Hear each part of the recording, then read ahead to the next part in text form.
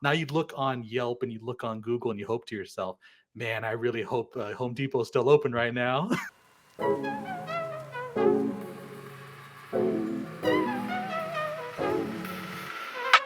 Hello and welcome everybody to another episode of the Housing Tips. It's the show where we talk about housing information, housing news, and everything in between. I'm your host, Eric, and joining me today is my co-host, Jesse. How are you today, Jesse? Doing good, brother. So excited. Santa Claus came early for me, man. I know we got Jesse a new microphone, so now he's gonna have the excellent audio. Hopefully, it boosts up our game a little bit and all that good stuff. But besides that, how was your break? We didn't film during Halloween, but how has last week been for you? Halloween was great. Watching like scary movies. I also celebrate Dia de los Muertos. So we have an altar and just kind of loved ones. And so a lot of stuff during those times. So it was cool. It was a good break. Wow, fantastic. I mean, speaking of, something old, something new, is actually the topic of today's episode. Jesse, what is our topic today? Topic for today is 3 things I wish I knew before buying a house. Yes, that is incredibly important. Everybody doesn't think about these little tiny tips, and we'll be making more videos of these, of course, as well. But we'll start with just three for today. Maybe in the future, depending on if the viewers like this video. If you like this video, please let us know in the comments, and we can keep making tips about things that you should know before buying a house. So, Jesse, what's your first tip? I know I wish I had a video like this before I bought one. But tip number one is hidden costs of ownership. Routine maintenance costs, they add up super quickly. And when we think about costs, so many different ones, but what pops up into my mind, if it's like gutter cleaning, if it's servicing the AC, landscaping, right? Pest control, like unexpected repairs, like a broken water heater or a roof leak. They come without warning. We know that eventually we're going to have to replace it, but at times don't budget for that or hoping that it doesn't happen, right? And is that realistic? Not really. You're eventually going to have to replace your water heater. You're going to need to, you know, patch something in your roof or replace your roof, and it adds up. Like a water heater, what a water heater roughly goes for about what, 600 for like the basic one, if But I'm not everybody wants a mistaken. nicer one, though. You want constant hot water. You don't want to have a cold shower, especially That's with the California weather. I mean, it doesn't get as cold as it does in other states, but definitely, a 45-degree outside, having a cold yeah. shower is not the best. Yeah, I'm quoting like the very basic, Yeah. like one that you'll find. Now, if you want like where 3 people can shower at the same time, yeah, you're gonna have to go up. But also accounting like that's just the cost of the water heater. Then labor is probably gonna be about the same price of that water heater. So does everyone set aside like $1,200? Like knowing that your water heater is gonna go out? Some people do, and the people that don't, it's kind of like a rude awakening. Yes, definitely. Especially someone who, as myself, has dealt with a broken water heater. Of course, it always breaks during the wintertime. Never breaks during the Mhm. summertime when it's hot outside and you can totally Yeah. take a cold shower. But as someone who has bought a water heater before and had to have it replaced, for some reason, it feels like every 5, 10 years, they make the water heaters different sizes, different shapes. And then when you try putting in the same spot of where the old water heater was, suddenly it doesn't fit. You need to add some drywall, add a piece of wood to prop it up, buy some specialty tubing because it doesn't fit in that same spot anymore. So that's something I 100% agree with is the hidden costs, is little tiny things. And that actually moves into my topic that I wanted to bring up. Is my tip was it's just the little things when you buy a house. So for instance, there might be a light bulb that's broken, there might be a switch that doesn't work, there might be some drywall damage here and there inside of the garage. There might be something creaking, something, some paint coming off. But as a seller, you're not thinking about those things. In your head, you've kind of gotten used to it. Like, I'm going to live with this. I'm going to live with this, this little crack in the wall. But then when you buy a house, you realize, wow, how come this switch doesn't work? Or how come this light plug doesn't work? And all those little tiny things that the old seller would think to themselves, oh, it's okay, I'm gonna live with it. But then as a new buyer, you're like, that would look great if I put a lamp there. But then when you put the lamp there, oh, now the plug doesn't work. Those little things, like you said, it's so huge. Like basic tools and hardware. If you're renting, you're used to like the property manager and them doing repairs. Now it's you needing to buy all that material: hammers, Yes. screwdrivers, a tape measure, a ladder, first aid kits, cleaning supplies. I'll just keep going like on and on. Yes. And Bonus tip is that when you buy a place, whether it's a condo like myself or buying a house like Jesse has, is that you're going to go to Home Depot a lot. You're going to realize when you were a kid walking in Home Depot with your parents, and you probably thought to yourself, I'll never come in here. This is the worst place. Now you look on Yelp and you look on Google and you hope to yourself, man, I really hope Home Depot is still open right now.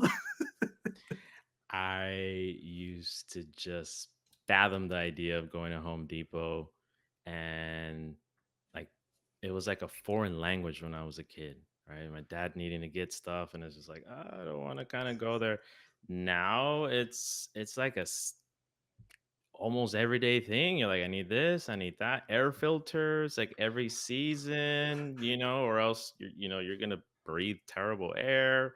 If it's just so many different patching for the walls, extension cords, it just goes on and on. No, and I almost agree with that wholeheartedly because that is something when I was a kid, I would tell my dad, "Oh, I don't want to go with you to Home Depot. I don't want to go with you to Lowe's." But now looking back, it's very nice that he showed me a few things so that I go and I'm like, "Oh, okay, cool. I know to buy this extension cord instead of this one." Because most of, and let us know in the comments below, viewers, if you think Home Depot is better or Lowe's is better. But as someone who has gotten older now, I realize that I always thought Lowe's was the best deal, but actually Home Depot is the best deal. Yeah. So Let let us us know in know. the comments. Are you Home Depot, Lowe's? Hey, are you don't like the both of those in your Harbor Freight? I don't know. That's true. I will say for like small little tiny tools that you're okay breaking or mishandling, Harbor Freight is definitely an option of buying, some useful tools that you could just throw in the garage or throw into a bucket and come back to whenever you need it once in a while. Yeah. And transitioning to tip number two, what we jotted down is HOA fees and special assessments. If the home is in a community, it has a HOA, we have to account for the monthly or annual fees, and also accounting for like unexpected special assessments that can arise if the association decides on bigger projects, if it's renovating the pool, if it's like roof repairs, if it's like shared spaces, and really advising people to thoroughly read HOA documents and really understanding the fees, looking at history of meetings, potential like special assessment rules. I go through it. Do people really like read page but page of like hundreds of documents? I don't know. And then, you know, hey, viewers can tell us like when if you bought and you have a HOA, did you really kind of go through like all, or you just kind of crossing your fingers and say, hey, hopefully it comes out You good. just sign in the paperwork and say, "Let me get in my house." You have an HOA. I do. Yes, I do have an HOA. A little bit of backstory about HOAs. Sometimes they could be really good. Sometimes they could be really bad. Mine's pretty laid back. The only thing that they kind of get me on is how many days of the week you can have your trash cans out. So I know when you own a house, you can keep your trash cans out pretty much indefinitely if you really needed to. Of course, you get the little side eyes from neighbors, but if you needed to, if you're having, something done at the house, construction, or you're working on something, there's not a big issue. But definitely HOA is one thing that I got told is that you can't keep your trash can out at all times. You have to keep it out during certain days. And then once the trash is taken out, then take it back inside. But so far, I haven't had too much of an issue with an HOA. I do say one of the biggest benefits of having HOA is I 100% think that you get a free pool out of it. So having a free pool, oh, as someone who's lived at houses before where I have to do pool maintenance. You have to test the water, see what's happening. Oh, the water's too, there's too much chemicals, not enough chemicals, there's stuff growing in it.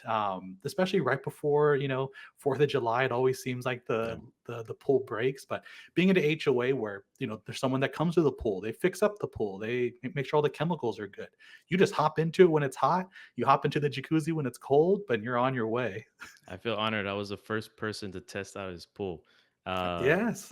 and the benefits of HOAs, I don't think I'm a stickler.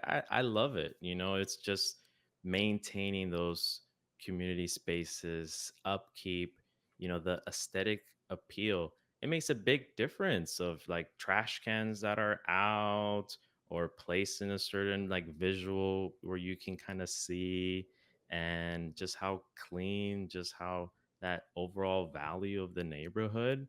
It's a huge benefit, and really protecting value, and then there's steps in regards to mediating like any disputes, if it's like noise, parking, property lines, and other stuff. So you have this community way of like reducing personal conflict, as opposed to if you don't, there's no kind of set process. So unless you have a good relationship with your neighbor and you guys are able to communicate, sometimes they may take it wrong. And And that could we're lead sometimes to people just moving out. If you own a house and you don't like the neighbors, that could be a big right. issue why someone ends up moving is sometimes you just don't agree and you just have to disagree and then one person has to move out and that typically what ends up happening sometimes. Yeah, yeah. Let us know if you're pro HOA or don't like HOA. Definitely. And then moving to our third and final topic, which I think one of the most important tips, of course, of them all is what's that tip, Jesse? Number three, changes in lifestyle expenses.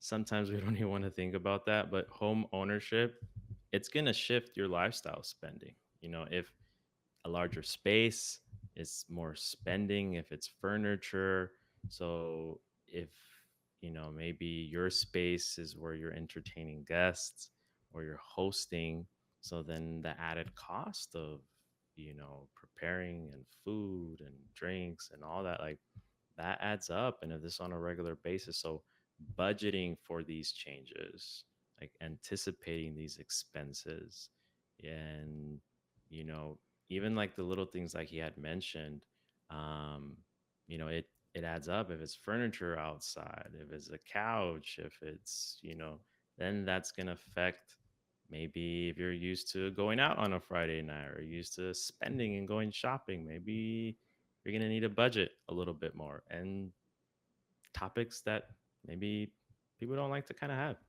Yes, definitely 100%. And let us know in the comments as well if you bought a house and you looked to yourself and said, "Hey, I used to go out Friday, Saturday, Sunday, but now I can't go out anymore." Let us know, how your budget was affected with buying a home, whether you had to spend a little bit more on maintenance or you had to, you had the ability to still go out and do what you wanted to. But of course, let us know in the comments. But as always, Jesse, I say thank you so much for your time. And if any of this information sounds of interest to anyone, please consider liking and subscribing to the channel. But until then, thank you so much and have a great day.